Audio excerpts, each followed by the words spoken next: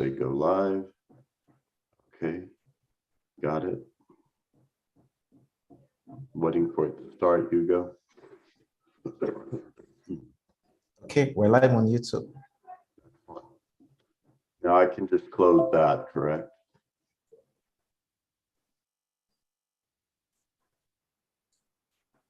All right, good. All right, we're good. We're live on YouTube. You could have a recording on the cloud too if you want.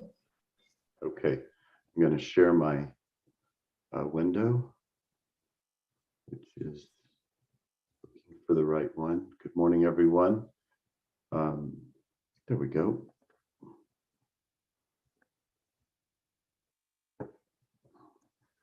Okay. Now, we've been talking cross-product, and for those of you that follow me on LinkedIn too, you'll know that I've taken a strong interest in the cross-product, not just for 3 dimensions, which is really the only way you can use a cross-product, but also to show how we can do something like a cross product in more than 3 dimensions to achieve a new orthogonal dimension for spaces that we're working in, which could serve as a form of feature engineering. And I'm very new to geometric algebra, but I wanted to be able to at least visualize the principles I was learning. And at first, when we started this, I was only intending to show y'all some fun visualization and animation techniques we can achieve with Matplotlib and Visual Python.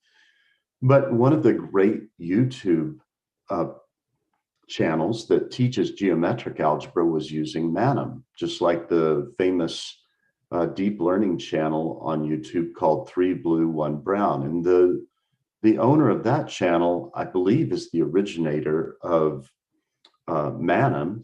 And his name's Brian Sanderson, if I'm remembering his name correctly, but I'm eager to get to know him and make some suggestions. I think he'd welcome them. Hugo and I were talking about some things we thought could make Manim better. But what I wanted to show y'all is a bit about Manim this morning and encourage you to get started with it.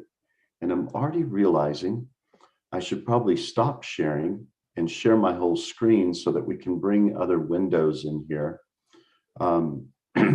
Well, the reason I wanted to do that too is to show you how to get started with Manim, because I think that might avoid some confusion in this particular presentation.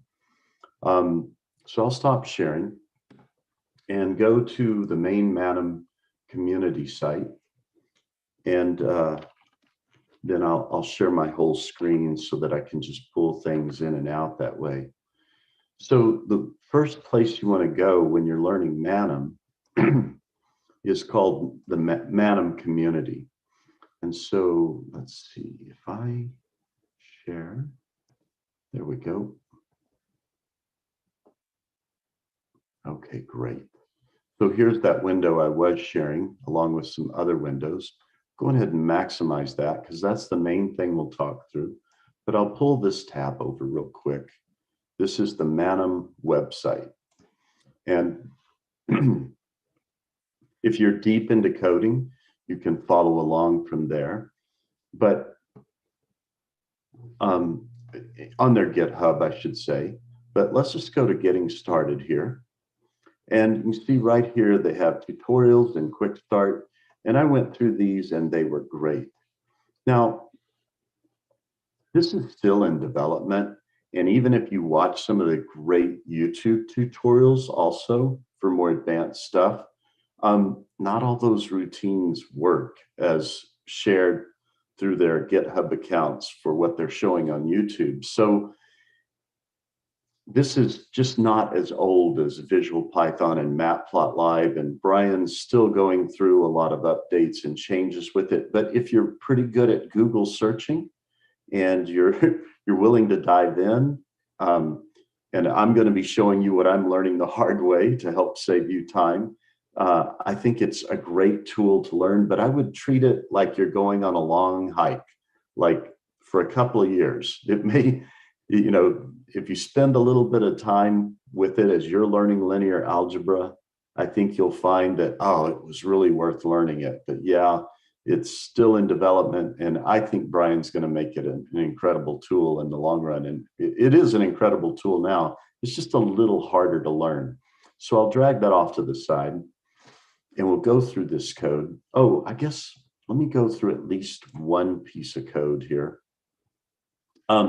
He's showing a very simple way. And one thing he's done great is there is a very standard way to develop the code.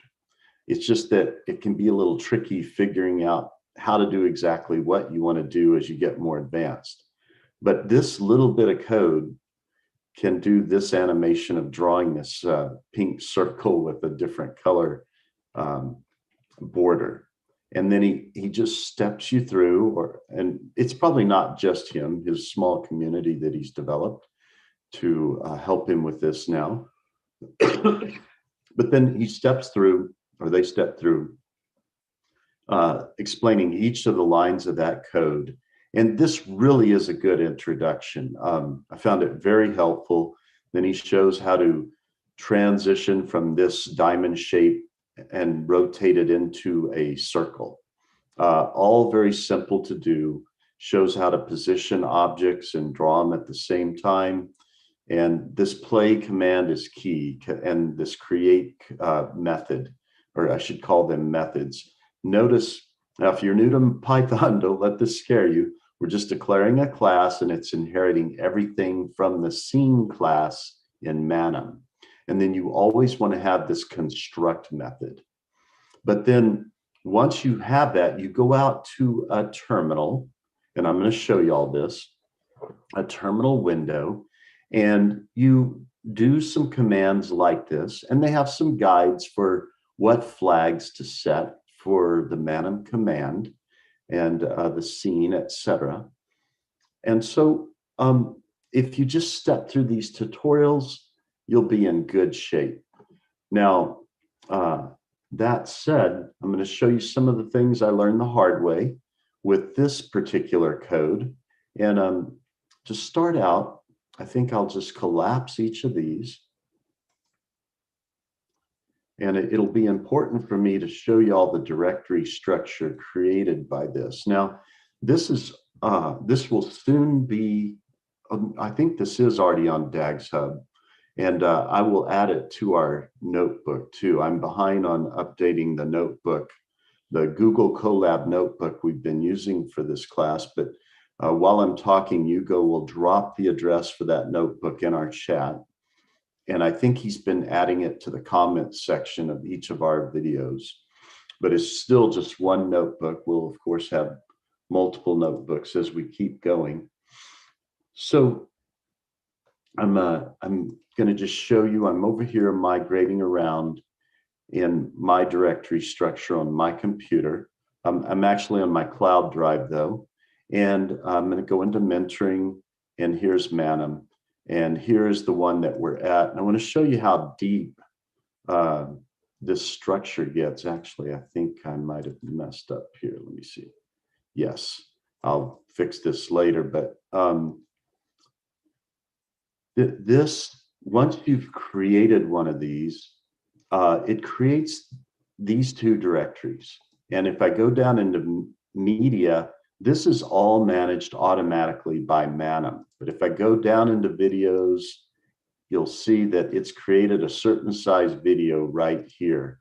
And so the video that gets created when we run that command line right there will look like this. And the code I'm about to show you will create this video. And again, this is a cross product. I just have X and Y right along their axes.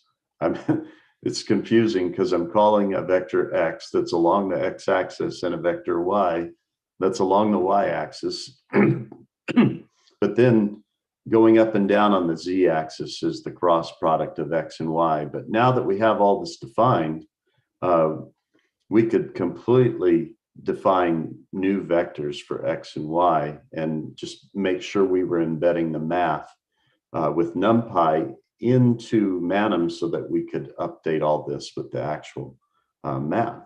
But you've got to be very careful in Manim. It's not, the nice thing about visual Python, it directly relates the math to what it's animating. Whereas with Manim, you've got to kind of plan ahead that way. So I'll close that right now. And as we step through all the steps, I'll show you how to create that yourself. But you can see this is the directory we started from. It goes pretty deep to get down to the videos because of all the management that Manim is doing. So I'll pull that in and out as we go. Oh, but I should show you this. Here, I am just at this level. And so we'll start fresh. I only have a Git directory for what I pushed up to DAG's Hub. But I want to prepare ahead of time to open a terminal in this directory. That is pretty small. So let me see if I can make the text bigger. How will I do that? Let me see. Zoom in. Oh, I thought I was doing that. Let's try it again. Oh, I have to, there we go. So that'll be bigger for us when we use it. So just dragging that out of view for a minute, and I'll drag this one out of view for a minute too. And we'll go through each of these. So you can see again, I've declared my own class name, and I think I'd like to change the name of it. So what I'm going to do is I'm hitting the control key and double clicking on this too, so that I change them at the same time, and I'm going to just call them both cross product. So I've got a dual cursor going on there, and that will copy and paste this into that command terminal when we're ready to do that. So the first thing, and I didn't code this up in this order, but I just want to cover it in order. I knew I was going to have to change the x-axis label, and this is LaTeX math. Now, don't freak out. If you're new to it, just understand it's going to take a time or two to become acquainted with all of this. But when you start and end with a $sign, that's an indication to Manim that you're going to use LaTeX math. And there'll be an additional LaTeX math statement when we get down below for the x cross y. And it's not hard to learn LaTeX math. I like the way a friend of mine in grad school explained what it's like to learn LaTeX. By the way, it's LaTeX, but we say LaTeX. And let me just type it here for fun too. You'll see it done like this. And there's even in LaTeX, you can do the official symbol for LaTeX. But LaTeX great for just doing like, you're basically programming beautiful math statements. And when they render, they're really nice to look at. So I'll go ahead and shrink that. That is something, once we define one of these classes, and we've inherited from Manim's 3D scene class, it's looking for config to be defined. If you don't define it yourself, it's looking for it somewhere else. But this will only override these two values in the configuration dictionary. So I'll shrink that. And then we have just a setup routine. And this is because I knew I wanted to set the camera orientation. Since we're in 3D, there's multiple perspectives we could look at it.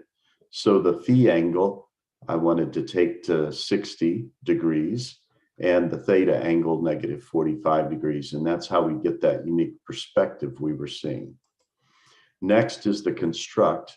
And by the way, once you define one of these classes, it knows to look for these names.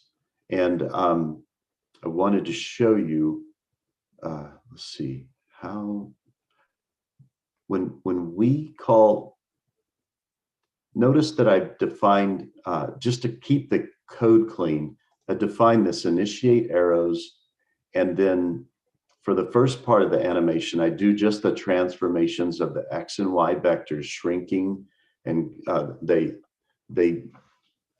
scale from 1 to -1 and back to 1 along the X and then along the Y.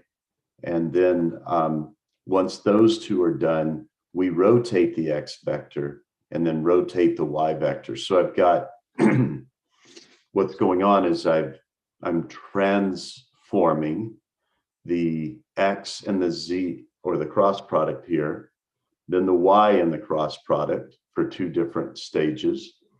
Then I rotate the X and transition or transform the Z according to the cross product rules, and then rotate. And you might be thinking, well, why are you doing it in 2 steps? Just due to some weaknesses with Manim. I had to learn this the hard way, that once you've gone from say 1 to -1, and you want to go back to from -1 to 1, you have to, before you go back from -1 to 1, you have to completely erase the screen and start completely over. Otherwise, you get some artifacts. I hope that's something that Brian and his coding team can fix. I think I'd be happy to join the coding team if I can. But that's why I have, excuse me a minute.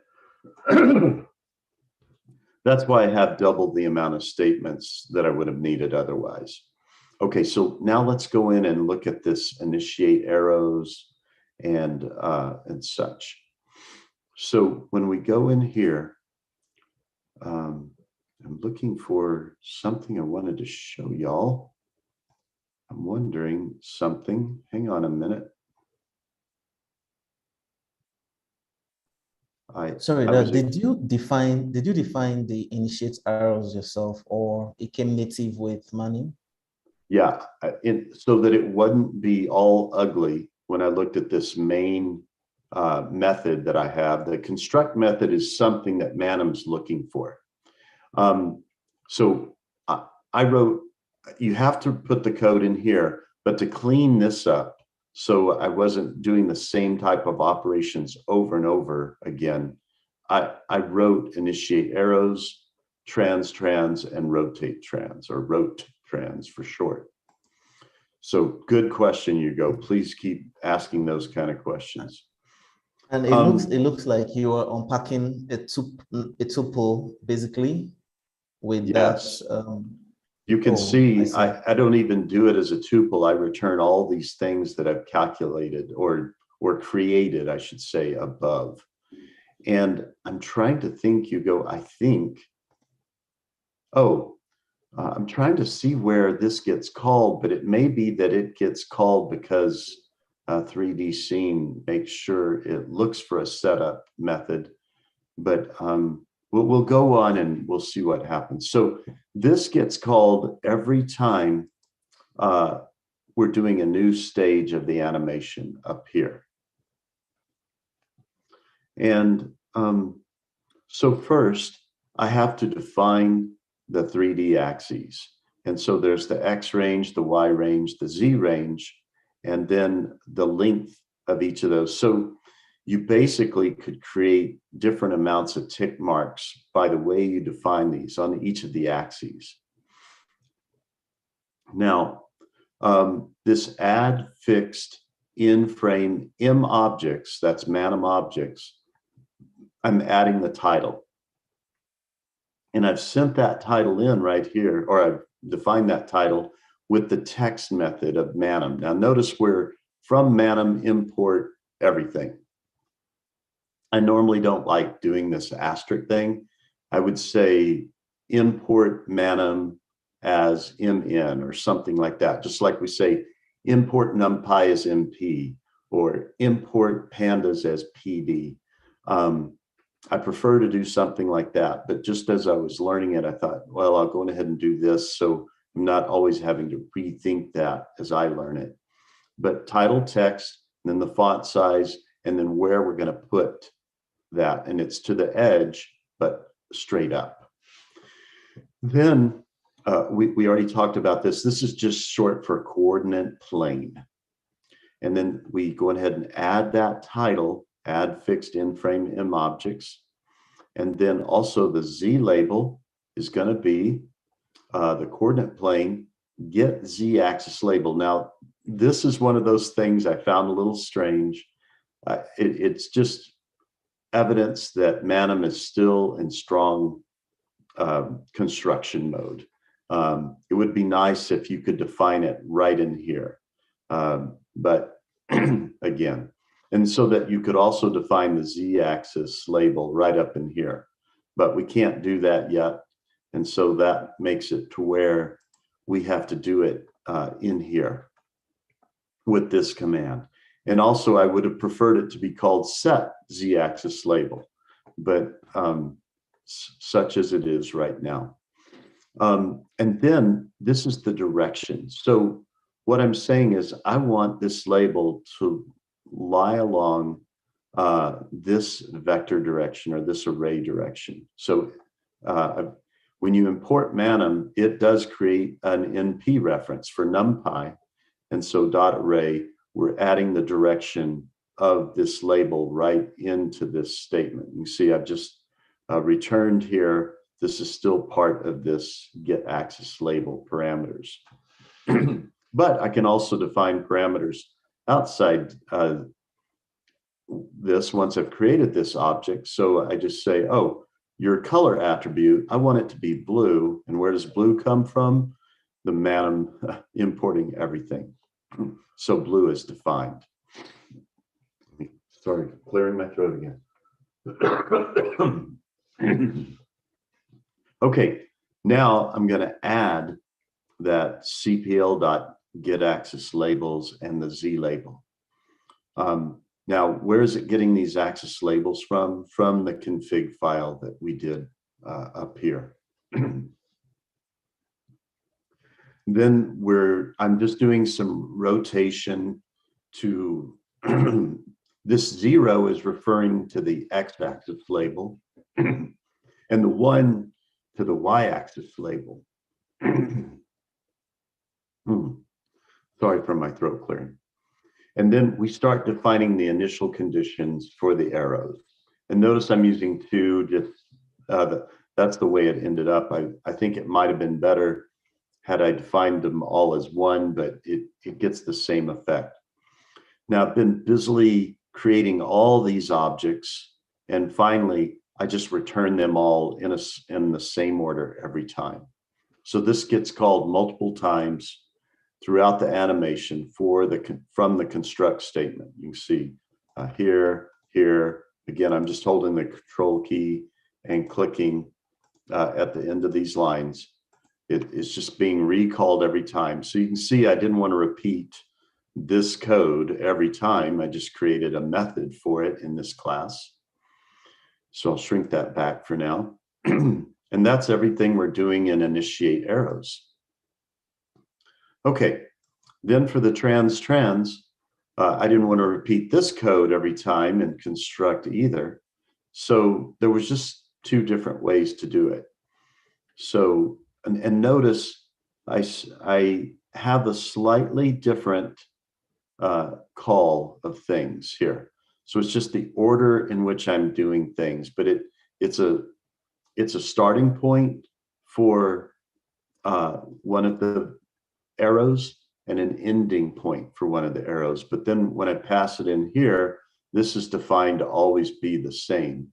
I just switch what I'm passing in for the call so it does what I need it to do. And I'll explain more of that when we watch the animation. But this really does a lot of heavy lifting for us. Even though it's a bit harder to learn Manim, it's got a bit more code than Visual Python. The beauty that it presents and the elegance with which it does it is still pretty amazing. So we're adding whatever we passed in, we're adding this plane, and it can be more than, I say plane, but coordinate plane, and so that can be 3D. And then this FA, which is, I just call my fixed arrow. So it's an arrow that's fixed, it's not being animated. So that's added to the current scene. Then I play the two transforms. So this is going to be the X or the Y, depending on which one we're calling, and then the Z, and the runtime for both of them is the same. And then I say I want the rate function, which is one of the parameters for the transform class, to be linear. And what does it mean by putting these together in the play method? It means that we want these to play simultaneously together. And the runtime for this action will be 2 seconds. But then when you're done with this, clear it. Because if we don't clear it, it'll hang around and mess up the next scene. So that's all that's going on. Then when I get to those rotations of X or Y, a similar thing. I add the plane back in, the fixed arrow, and then I do a play, but this time I'm doing a rotation and a transformation simultaneously. Now,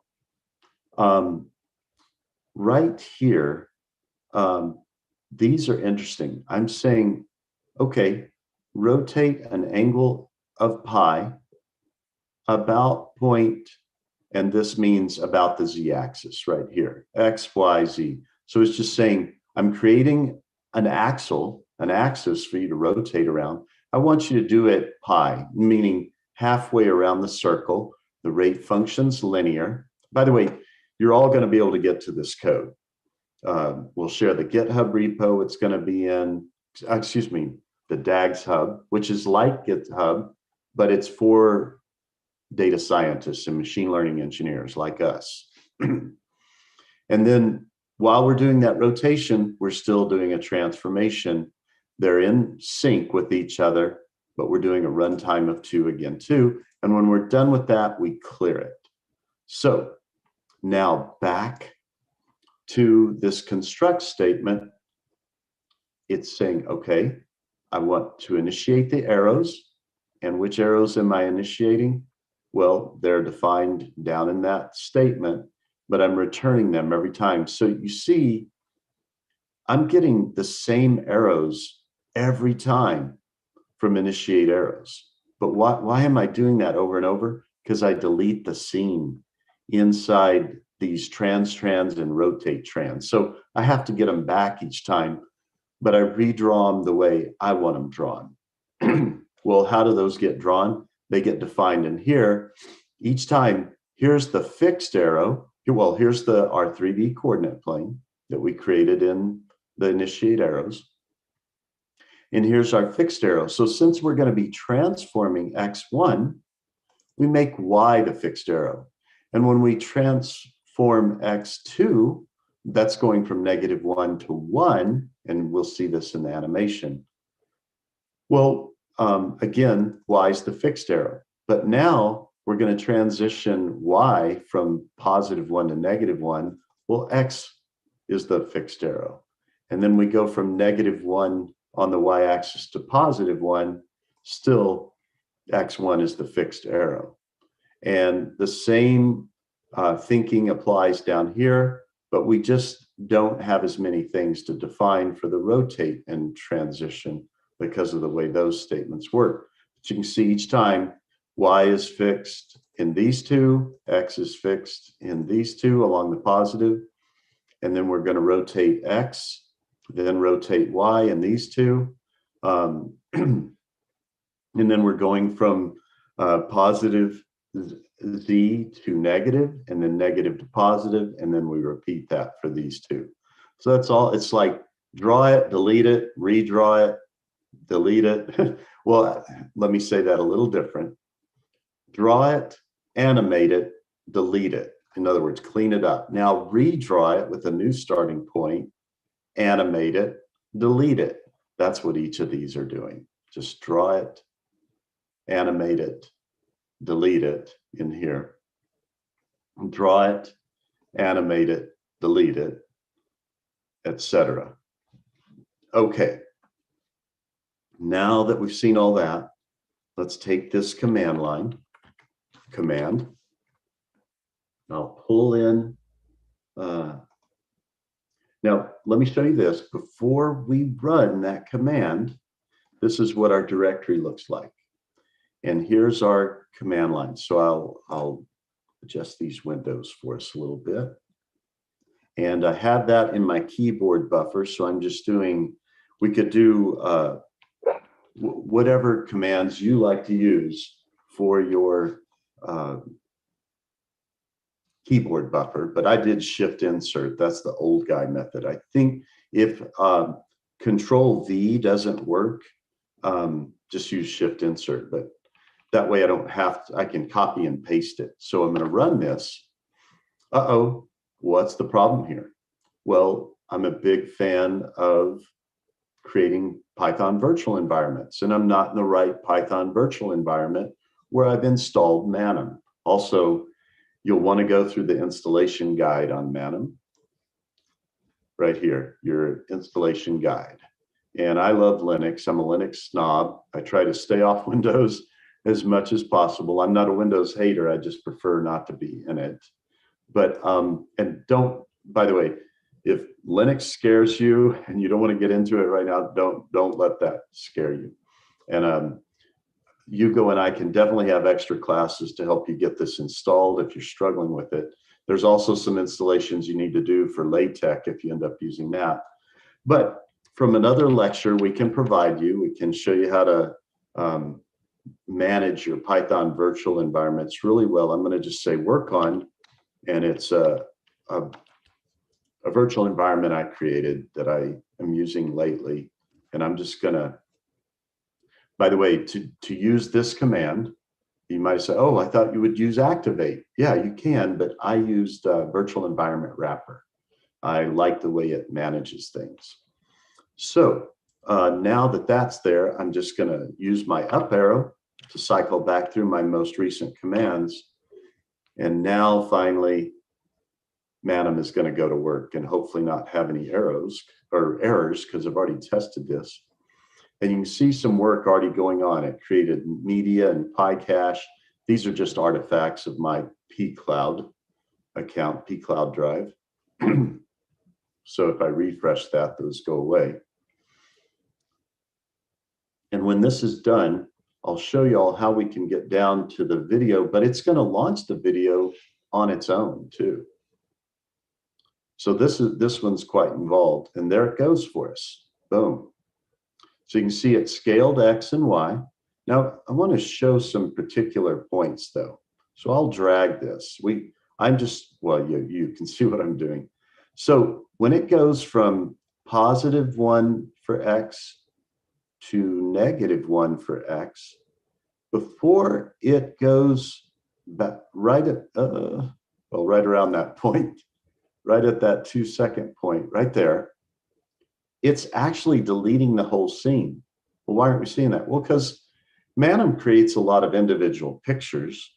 If you've ever seen my posts where I do this with Matplotlib, I'm just saving a lot of PNG images, and then I'm using some fancy Linux tools, which you can install on Windows too, by the way, FFmpeg. And it's just one command line. If you name your files carefully, you've saved a bunch of Matplotlib images. And then you can animate those by stitching them together with one piece of command line code. Well, Manim's doing something very similar. But before I go on from this point, I'm deleting all of this and redrawing it fresh. And then this is another group of that code like I was showing y'all. And now when it's deleted the whole scene and it's starting for the Y. And then it deleted everything there. And it's going a whole new group of stepping animations in Manim. And then it deleted everything right before we got to this point. Now it's rotating X, and when it gets right there, it deletes everything and starts a whole new group. And then when it gets here, right before that, right there, it's deleted and redrawn everything to go from here to here. And then finally at 16, it's done, it deletes all, well, it does delete all that, but then because we have it on cycle, it just keeps going. And so now we can see the whole thing. And it will just run indefinitely because it's on this cycle thing. Now, if you're new with us, you'll appreciate watching Saul Khan's lectures on Saul's Khan Academy up to this point and understanding how you calculate the cross product. But if we use, and I'll be on camera here, now I learned it this way. Some people do it this way with their fingers like this, and that's fine.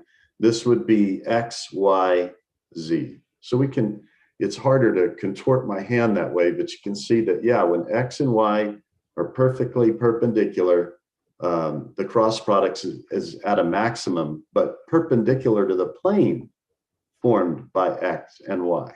But I learned this method where I start with X, I sweep toward Y, and that's the direction of the Z. And so if you carefully contort your hand with either method of the right hand rule, you'll see that, yep, it's doing everything exactly correct.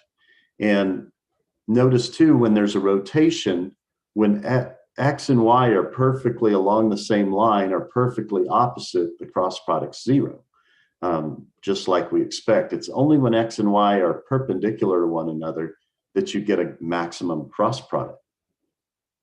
Okay, so now, oh, I've closed that, and I want to share that video file. Where is it? Go to media, and then videos, and then scene, because that's the name of our file. You might have changed, you might have multiple files in this directory. And so for the videos, it will create for each Python script you had a new directory under videos. And you may have different qualities. So up here, when we sent this in, what is this saying? It's saying, go ahead and play it, but make the quality low, QL. You could have quality high, and it would have taken longer to render, and you would have a new number here. It would be 480p. It might be 960p and 30 or something like that. So as you look up these, understand these flags, you can create different qualities of videos and do different things. You may not want to play it. No, I just want to get the video. So you can do all of that. And then this is that class we're calling that we want it to run. So we say, here are the flags for what we're going to produce. Here's the Python script name. And here's the class name inside that Python script, because you might have several different classes defined inside this Python script too.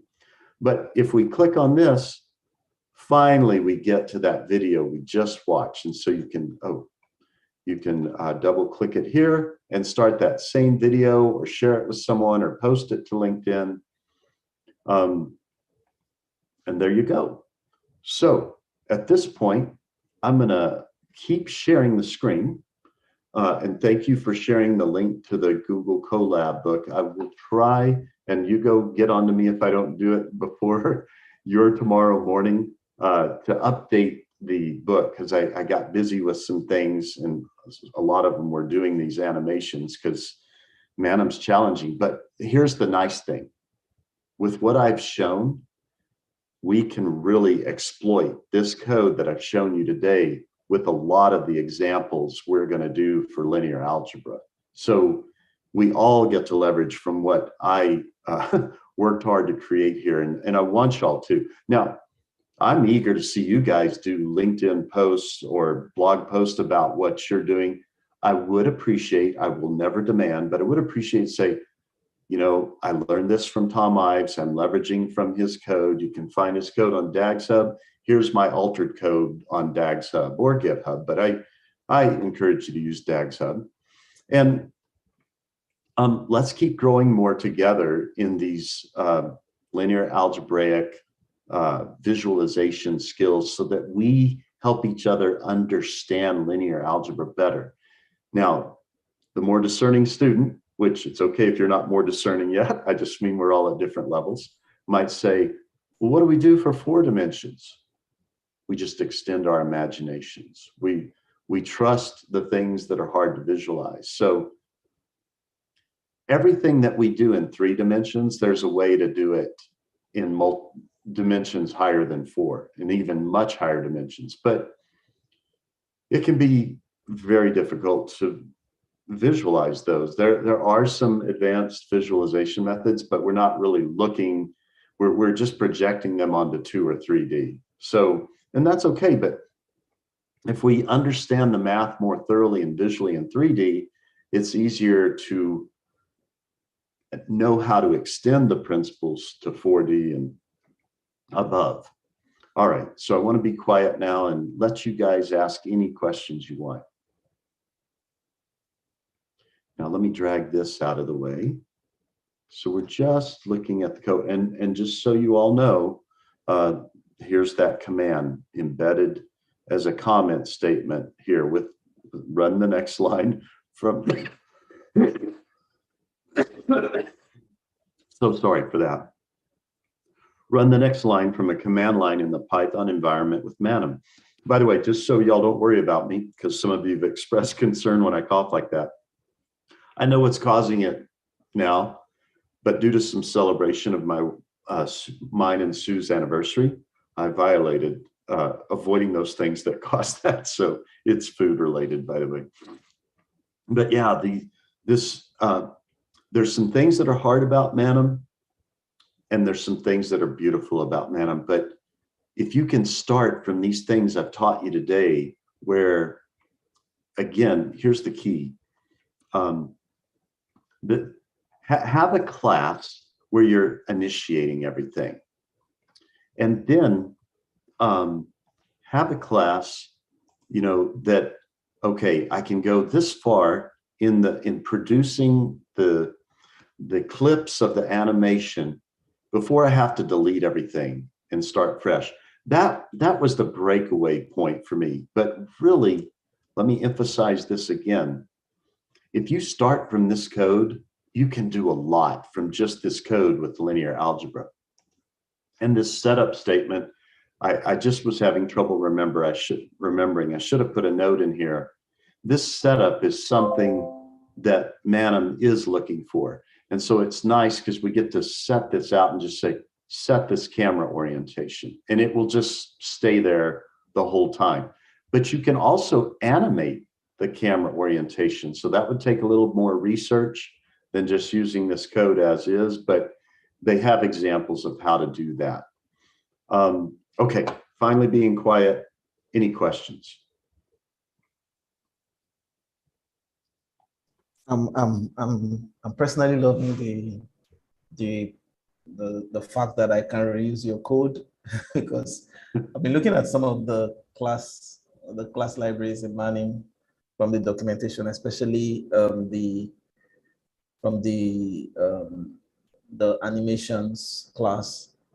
So I see that it creates an animation that has a fixed time span. And I'm already looking at the code you wrote and trying to decode the time span from what you have. Did you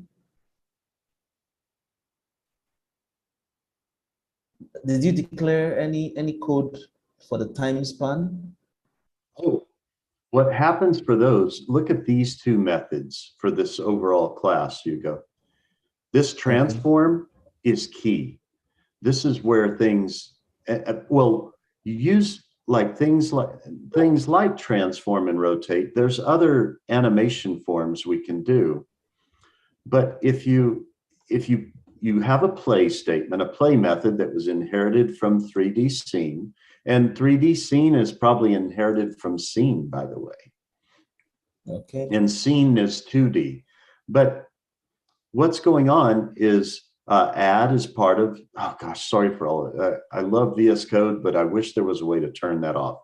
So I've got 3D scene here, and I've inherited a lot of stuff from it. And part of that are methods we can override for setup. Method setup, there we go.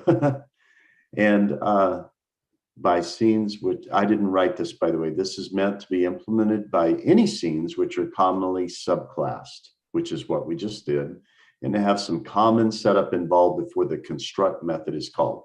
So this setup method, whatever you put in there, persists for all following actions. Then construct is something it is expecting to see. But it's within construct that we started calling our own definitions just to keep the code clean, just so it didn't look like spaghetti code. In other words, we want to don't repeat ourselves, keep our code dry. Don't repeat yourself. So since I saw that I would have to do actions like this over and over again that I would clear, I defined it once and called it many times from in here, right there. So, well, it's highlighting all of them. Great. Then I saw that I'd have two different groups where I played two transformations together with a runtime of 2. And back to your question, Hugo, I have these rate functions to define how they animate. Just very steady. If you took these away, you'd see it kind of go like that. It wouldn't be linear. And then the next statement is a rotate and transform together and still linear. But now this would have made this, no, this is good. Just to make this more clear, like the one above, it would have been better to do this one this way. And so I'll just go ahead and do that so that you see that what we're sending into play each time is what we want to play together in unison. And then we finally define how long we want that running in unison to play. So the runtime for this play of rotate and transform is 2 seconds. Yeah. Right. Again, it's beautiful, but it is a little overwhelming. Trust me, as I was learning this, I did get overwhelmed at first. I really did. But now that we have this, I just get an error statement or something not doing, and just a careful Google search until I found the help I needed.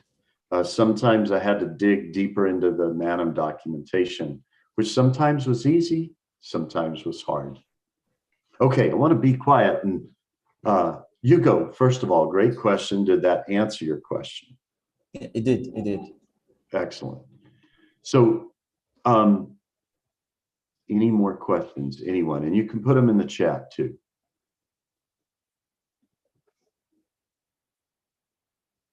Okay. Another thought.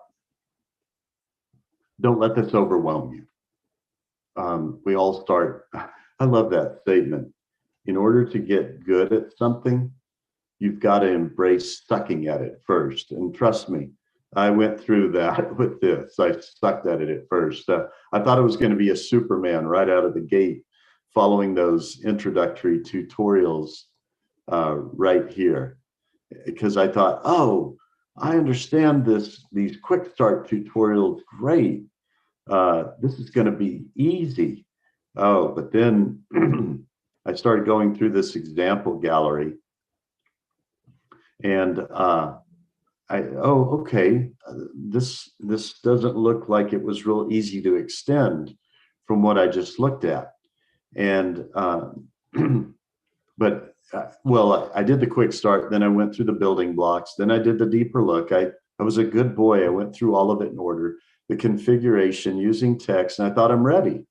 And then I started to go into 3D vectors, and I quickly ran into a lot of errors. So that's just the nature of our work sometimes, guys. But truly, if you start from here and make small, changes for what you're next looking at, you'll do great. For example, wouldn't it be great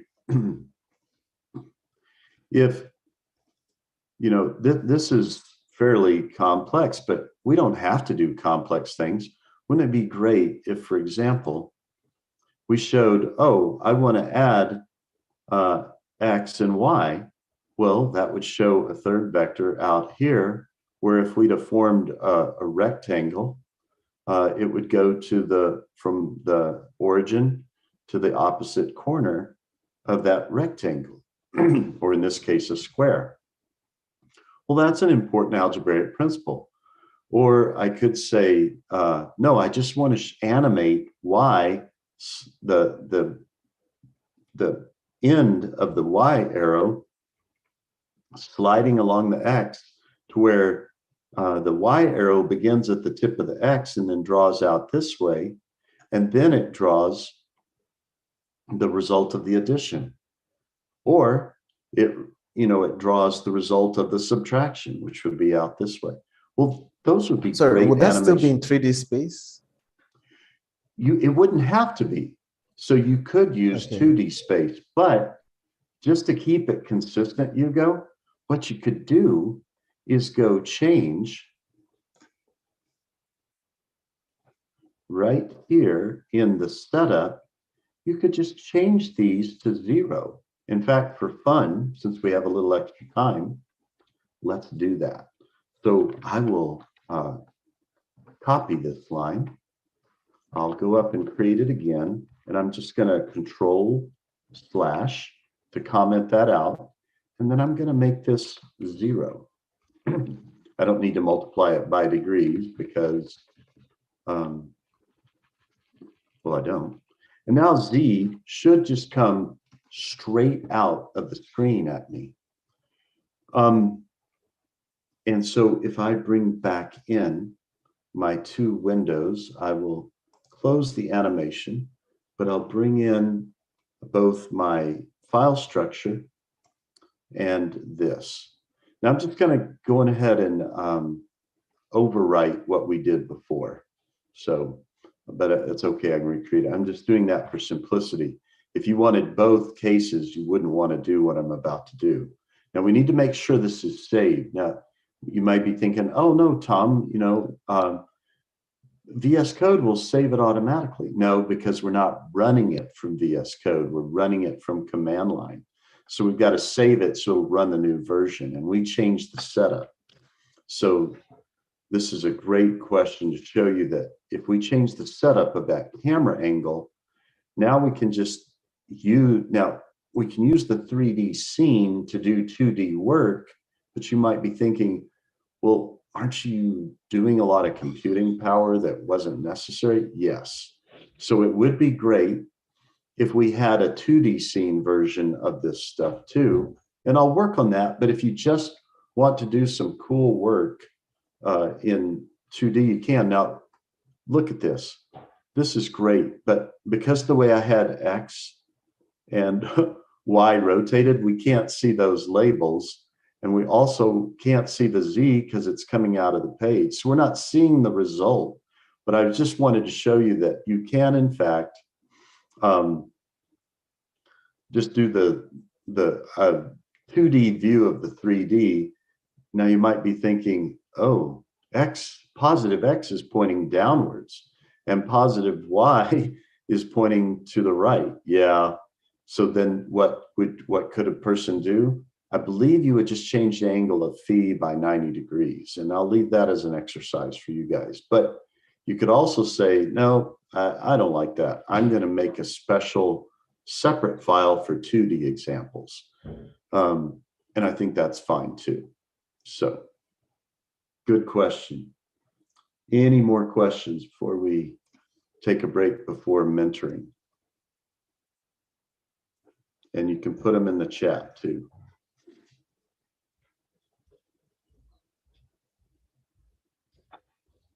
Okay. It's always okay to ask Hugo and I questions over our Slack channel. You can message us privately. You can message us in our class chat. You can message us on LinkedIn, but let us know what questions you had, how we can do better. Please don't be shy about that. It won't dissuade us from continuing. And with that, I'll stop sharing and ask if there's any final questions. Otherwise, I'll end the call. All right, guys, hope to see you all in mentoring and hope to hear from you and hope to see you next time. And then All right. y'all can go ahead and I'll end the recording.